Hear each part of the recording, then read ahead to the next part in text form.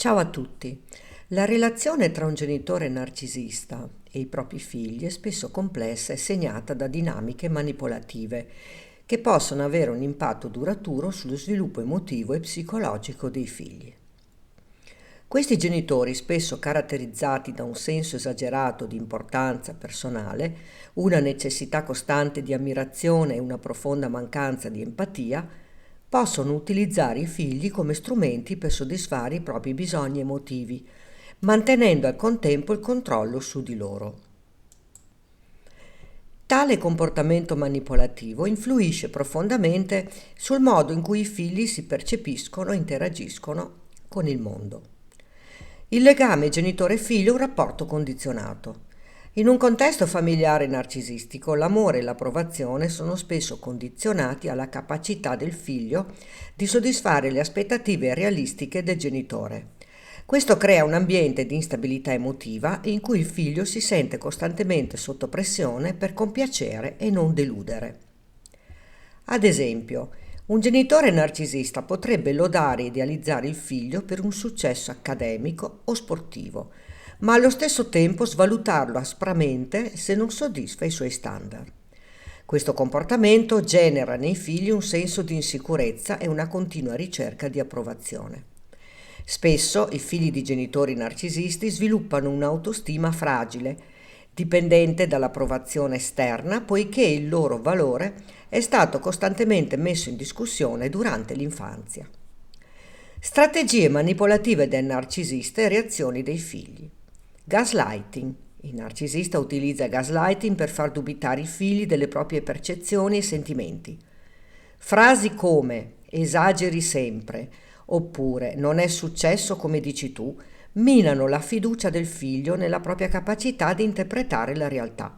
Questo porta a un senso di confusione e di dipendenza dal genitore per ottenere una verità che sembra sfuggire. Triangolazione. La triangolazione è una tattica in cui il genitore narcisista mette i figli l'uno contro l'altro o coinvolge un altro membro della famiglia in modo da creare conflitti e competizioni. Questo impedisce ai figli di formare alleanze tra loro, mantenendo il genitore al centro delle dinamiche familiari. I figli, in risposta, possono sviluppare sentimenti di rivalità o di invidia reciproca, oppure cercare costantemente di compiacere il genitore per ottenere il suo appoggio morale. Svalutazione e idealizzazione.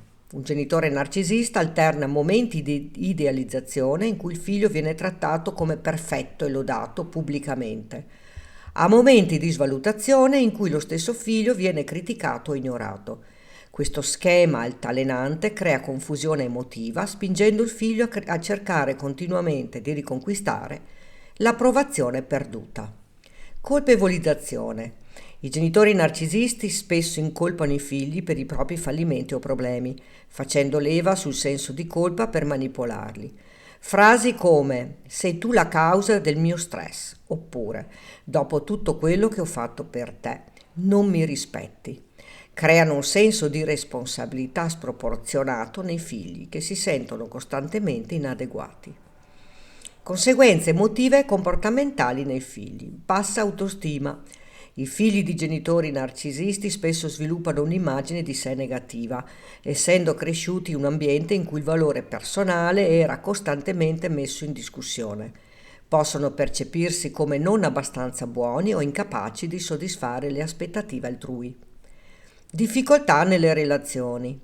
La manipolazione subita durante l'infanzia può portare i figli a sviluppare difficoltà nel costruire relazioni sane e autentiche. Possono diventare eccessivamente compiacenti, temendo il rifiuto, oppure estremamente diffidenti, incapaci di fidarsi degli altri. Ansia e depressione. L'esposizione costante a critiche, a pressioni e a manipolazioni può portare a problemi di salute mentale come l'ansia cronica e la depressione. Il figlio può sentirsi bloccato in un ciclo di preoccupazione costante accompagnato da un senso di inadeguatezza e di disperazione. Comportamenti di perfezionismo. Molti figli di genitori narcisisti sviluppano una tendenza al perfezionismo nel tentativo di ottenere approvazione e di sfuggire alle critiche. Tuttavia, questo comportamento può diventare malsano, portando a un'autocritica eccessiva e un costante senso di insoddisfazione. Bisogno di controllo. Avendo vissuto in un ambiente imprevedibile, alcuni figli cercano di esercitare un controllo rigoroso sulla propria vita per sentirsi al sicuro. Tuttavia, questo bisogno di controllo può limitare la loro capacità di adattarsi a situazioni nuove o imprevedibili. Possibili percorsi di guarigione. Sebbene le cicatrici emotive lasciate da un genitore narcisista possono essere profonde, esistono percorsi di guarigione che permettono ai figli di riconquistare il proprio equilibrio emotivo e costruire una vita sicuramente più soddisfacente.